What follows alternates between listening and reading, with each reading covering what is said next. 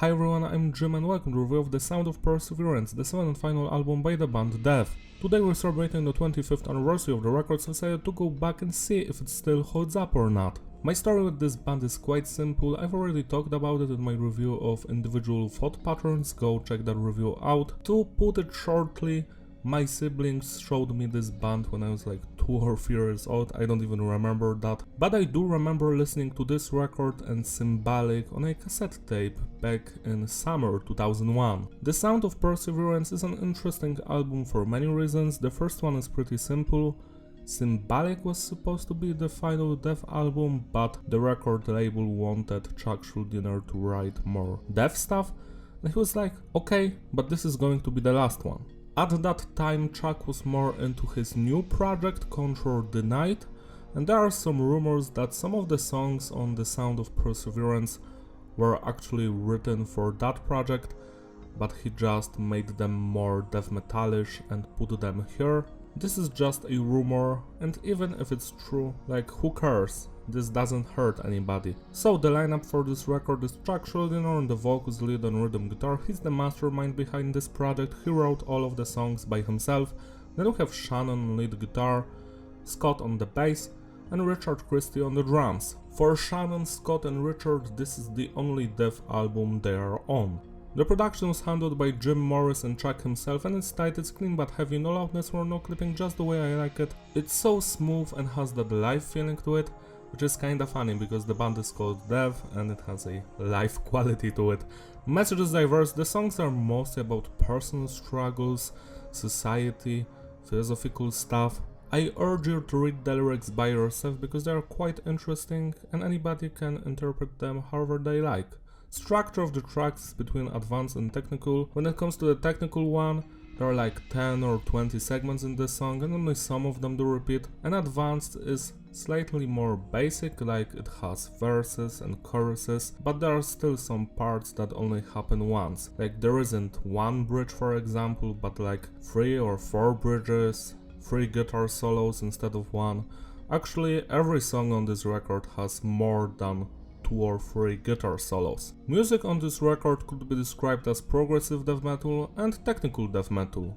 The album starts with the song Scavenger of Human Sorrow, and the first thing you're going to notice about it is the drumming. It's stellar for the entire record. Richard is straight up killing it. It's his best work, period. I love his blast beats, his precision, his groove, his techniques, just everything. I think that this record without him wouldn't be the same. Then we have the bass work, and I must say that Scott is also killing it. The bass is audible, his playing is fabulous. I love all of the bass lines on this record. Like, the bassist doesn't follow the guitars that much, he plays his own stuff, which is very cool, love those moments. Then we have the guitar work by Chuck and Shannon, I think. And I must say that when it comes to Chuck's playing, it's iconic, he has his own style, you can always recognize that it's him. Love the guitar solos, love the guitar riffs. I don't know why, but nowadays the guitarists do not play like Chuck. Like, why not? Why don't use the same scales and try to write something similar to that stuff? Especially when it sounds like it's very soulful and emotional. I feel like today's music lacks that kind of stuff. Of course, not every band lacks it, but most of them. Finally, we have the vocals, and I must say that Chuck is straight up killing it with his screaming. It doesn't sound like his growling from the first records, but it's still very fun, it fits the music. So this song, the opening track, Scavenger, it's a goddamn masterpiece, like, I don't even know where to start. This song has no flaws, like I enjoy every single segment here, especially the guitar solos. The atmosphere, it just sounds so mystical and beautiful at the same time. Love every section here, the drumming is perfect, the bass work is also phenomenal. I have nothing else to add, this is a classic song, 11 out of 10. Bite the Pain is even slightly better. I love the verses here and the chorus, it slaps, the guitar solos as usual, beautiful. This is a classic song as well, 11 out of 10. Spirit Crusher is my second favorite Death song, like ever. That bass work at the beginning, so fucking good. The drumming, the guitar riffs, it just works, like And then we have that part, I don't know if it's a chorus or pre-chorus, doom do do do doom do do do doom. Love that shit. Doom doom doom do do doom. Spirit Crusher! It's just so fun. This is a legendary song. I will never forget about it. It doesn't have any flaws, and every single second of it brings a smile on my face. Also the guitar solos, as usual, perfect. 12 out of 10. Story to Tell has a fantastic intro and the first guitar solo slaps. Then we have great vocals. Yet again, every single guitar solo here is beautiful. I don't know what to say, like, what did you expect? This song doesn't have any flaws, I enjoy every single second of it. Especially the verses, the chorus, the bridge, the guitar solos. Yeah, 11 out of 10. Flash and the Power It Holds is my third favorite song on this record. I just love all of the guitar riffs. That intro slaps, love that guitar riff. The guitar solos, as usual, perfect. The vocals, the bass, the drums. This is a track that is over 8 minutes long, but it never feels like this.